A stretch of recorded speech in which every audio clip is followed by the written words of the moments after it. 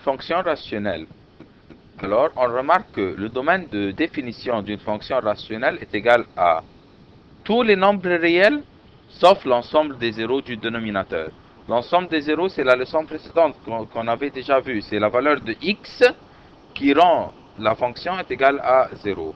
Alors, le domaine de définition d'une fonction rationnelle est égal à tous les nombres réels. On peut utiliser tous les nombres réels, sauf les valeurs de x qui rend le dénominateur est égal à 0, car on ne peut pas diviser par 0. Alors, on veut essayer dans cet exemple de déterminer le domaine de définition de chacune des fonctions rationnelles suivantes. Alors, on va prendre exemple par exemple pour mieux comprendre la fonction rationnelle. Alors, je vais commencer par numéro B.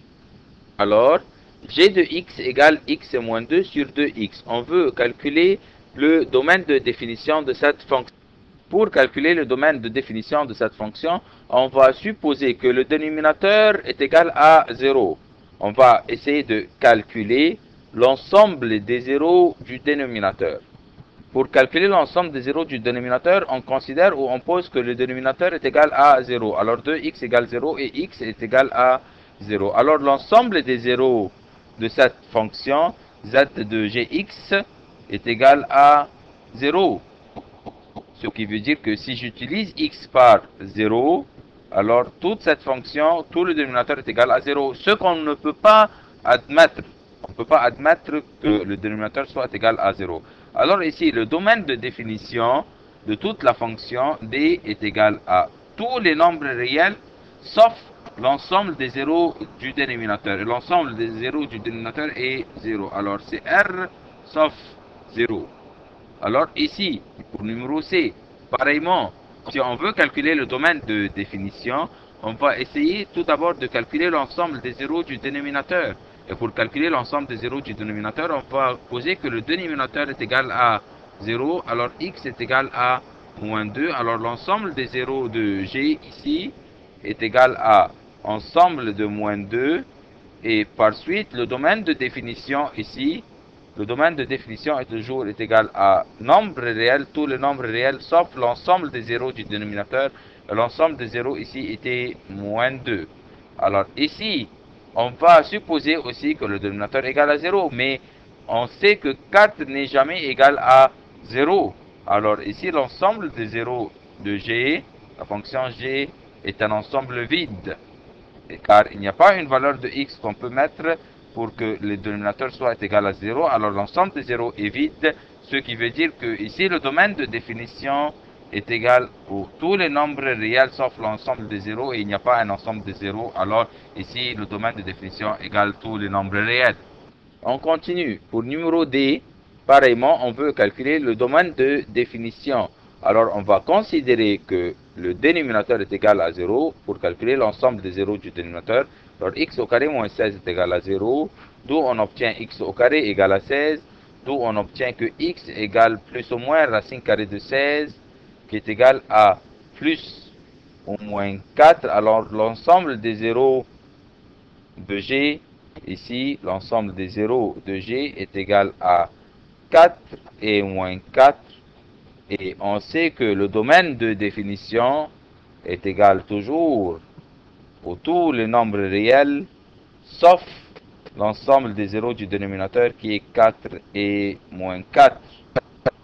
Pareillement ici, dans numéro E. Alors, on va essayer de calculer l'ensemble des zéros du dénominateur. Et pour faire cela, on va mettre, ou on va poser que x au carré moins x est égal à 0. On prend x, un facteur commun. Alors, on aura x moins 1 ici, de 0, car j'ai pris x de chacune de ces deux termes. Alors, ici, ça m'a resté x, et x divisé par x, ça m'a donné 1, et tout ça est égal à 0. Alors, on a un signe fois entre x, un facteur de x moins 1. Alors, on divise, on partage en deux. Alors, x pourrait être égal à 0, ou x moins 1 est égal à 0, et d'où x est égal à 1. Alors, l'ensemble de 0 ici, l'ensemble des zéros de g est égal à 0 et 1. Et on sait que le domaine de définition de toute la fonction est égal à tous les nombres réels sauf l'ensemble des zéros du dénominateur, ce qui veut dire sauf 0 et 1. Dernièrement, on a x au carré moins 1 sur x au carré plus 1. Alors, on va essayer de trouver l'ensemble des zéros du dénominateur, et pour faire cela, on va mettre x au carré plus 1 est égal à 0, d'où x au carré égale à moins 1, et d'où x égale plus ou moins racine carrée du nombre qui se trouve déjà au membre droit qui est moins 1, ce qui n'existe pas dans R, car on ne peut pas jamais trouver un nombre réel par une racine carrée d'un nombre négatif. N'appartient pas à R. Ce qui veut dire ici que l'ensemble des zéros de cette fonction z de g n'existe pas, ou alors est un ensemble vide, car il n'y a pas une valeur de x ici, que si je mets cette valeur, j'aurai un 0. Alors l'ensemble des zéros égale vide, et on sait que le domaine de définition est toujours égal à tous les nombres réels, sauf l'ensemble des zéros. Et puisqu'il n'y a pas un ensemble des zéros, alors l'ensemble de définition ou le domaine ici est R.